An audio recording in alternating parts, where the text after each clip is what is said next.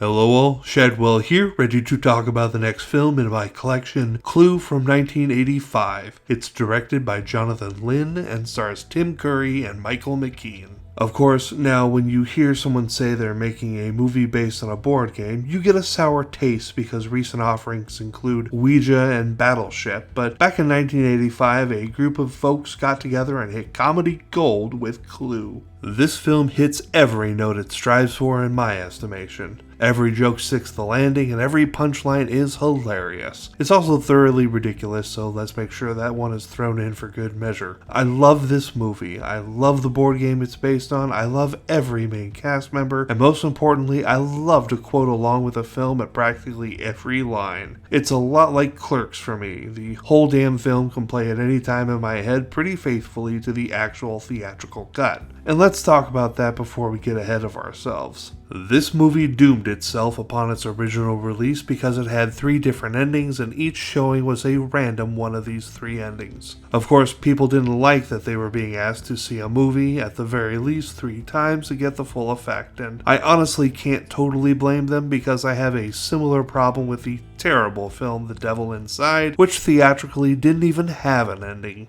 So Clue failed theatrically but had a second life on VHS when some genius came up with the idea of cobbling all 3 endings together and showing the film with all 3 endings tagged onto the one experience with interstitials to point out each ending. Later in life on VHS with the all endings version, the film thrived and became a cult classic, and why shouldn't it? It's fucking hilarious and everything about it is flawless. From the writing to the performances, nothing is left behind as slack. Of course, with the DVD, you can choose to watch the all endings version, or you can choose to watch the film with one of the endings randomly chosen.